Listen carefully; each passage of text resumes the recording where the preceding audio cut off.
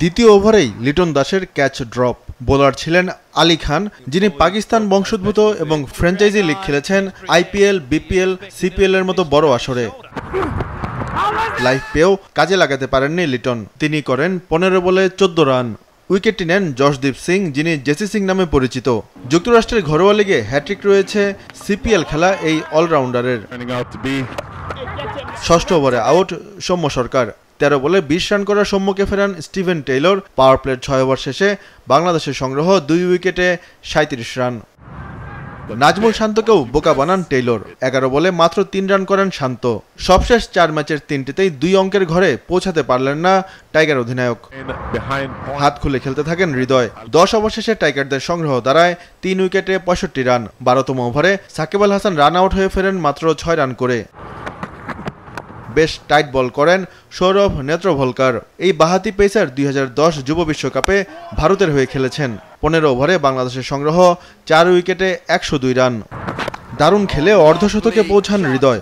40 বলে 50 তোলেন বাংলাদেশ দলের অন্যতম নির্ভরযোগ্য এই ব্যাটার। মাহমুদুল্লাহ রিয়াদ ভালোই সঙ্গ দিচ্ছিলেন হৃদয়কে, কিন্তু উড়িয়ে মারতে গিয়ে আউট রিয়াদ। তার সংগ্রহ 22 বলে 31 রান। ইনিংসের শেষ ওভারে বাংলাদেশ তোলে 17 রান। 20 ওভারে সংগ্রহ দাঁড়ায় 6 উইকেটে 153। তাহিদ হৃদয় 47 বলে করেন সর্বাধিক 58 রান।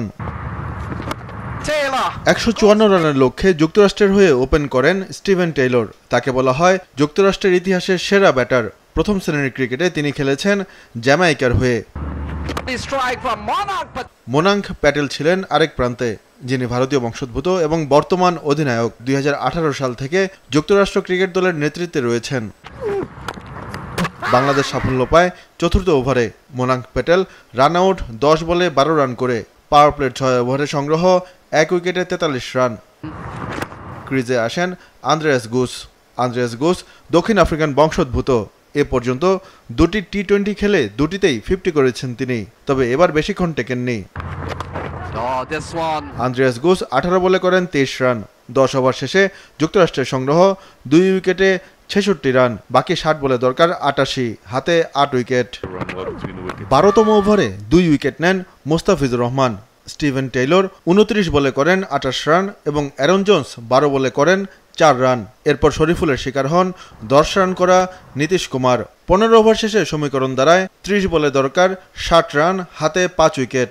ক্রিজে ছিলেন কোরি অ্যান্ডারসন, যিনি একসময় নিউজিল্যান্ডের হয়ে বিশ্বকাপের ফাইনাল খেলেছেন এবং শহীদ আফ্রিদির দ্রুততম সেঞ্চুরির রেকর্ড ভেঙেছিলেন।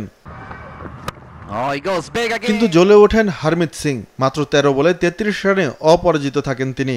কোরি অ্যান্ডারসন অপরাজিত থাকেন 25 বলে 34 রানে। 3 বল বাকি থাকতে জয়ের লক্ষ্যে পৌঁছায় যুক্তরাষ্ট্র। বাংলাদেশের পরাজয় 5 উইকেটে।